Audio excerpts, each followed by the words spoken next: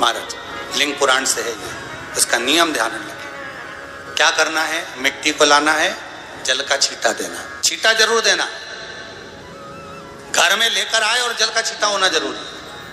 2 दिन तक 3 दिन तक मिट्टी रखी हुई है और उसके बाद अगर आपने पानी का छींटा नहीं दिया है और आपने डायरेक्ट मिट्टी को गला दिया और उसके बाद बनाया तो उसका कोई प्रमाण नहीं। जल का छींटा अवश्य, फिर उसको रख दें।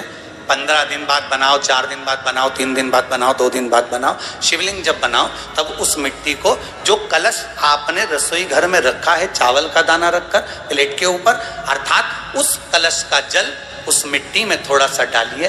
क्यों डाला जाता है उसका भी भाव वर्णन किया है। अब भविष्य पुराण, स्कंद पुराण और अग्नि पुराण, इन तीनों से ले लिया गया।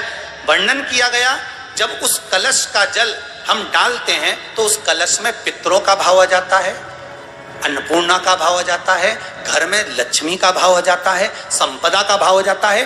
पूरे 24 घंटे के अंदर एक क्षण के लिए रसोई घर में 33 कोटि देवता आते हैं, तो वो देवता का सारा भाव उस कलश के अंदर आ जाता है। और वो जल जब हम उस मिट्टी में मिलाते हैं तो गंगा, यमुना, सरयू, सरस्वती, ये 33 कोटि देवता में, तो इन सब का आनंद उस जल में आ जाता है। और वो जल जब हम मिट्टी में मिलाते हैं तो मिट्टी पवित्र हो जाती है, स्वयं कैलाश अधिपति को स्वीकार करने के लायक हो जाती है, निर्मित करने के लायक हो जाती है। शिवलिंग का निर्माण।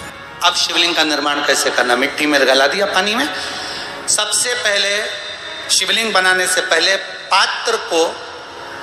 पात्र जो होता है उसके नीचे एक बेलपत्र रखिए, बेलपत्र भी सीधा भाग, और इस बेलपत्र की जो डंडी है वो उत्तर दिशा में रखना है थाली के अंतर्गत। जब आप शिवलिंग का निर्माण करो उत्तर, इसके ऊपर जो गलाई हुई मिट्टी है वो डाल दीजिए। और डालने के बाद सबसे पहले शिवलिंग का स्वरूप बनाना है। सबसे पहले नीचे की जलाधारी नहीं बनाना, क्या बनाना है, शिवलिंग का स्वरूप बनाना।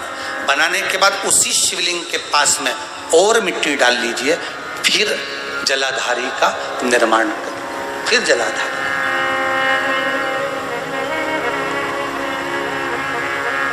शिवलिंग जलाधारी निर्मित हो गई। शंकर जी का संपूर्ण परिवार शिवलिंग में रहता है, आपको पहले भी कहा।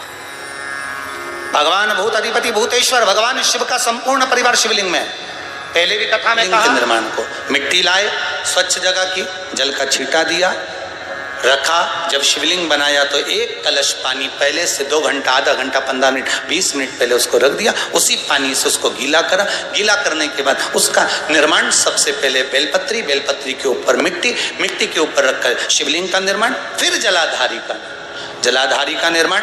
और शिवलिंग का निर्माण पूर्ण होने के बाद में फिर बाबा का सुंदर भाव से आप श्रृंगार करें, अभिषेक करें, पूजन करें। और एक बात याद रखना, पार्थिव शिवलिंग का अगर निर्माण करा है तो आपको वो पार्थिव शिवलिंग को रात्रि होने से पहले विसर्जन होना जरूरी है। हाँ, अगर कोई भी शिवरात्रि का दिन है तो फिर आप पूरी रात रख सकते हो। हरतालिका तीज का दिन है, पूरी रात रख सकते हो। बड़ी तीज है, छोटी तीज है, आप शिवलिंग बनाए हो तो आप पूरी रात रख सकते हो। विशेष कोई उत्सव है, श्रावण का महीना है, पूरी रात रख सकते हो। पर बाकी के समय अगर आप शिवलिंग का निर्माण करें तो उसको सूर्यास्त होने के पहले आप उसको नदी में, जल में, जलाशय में विसर्जन करें।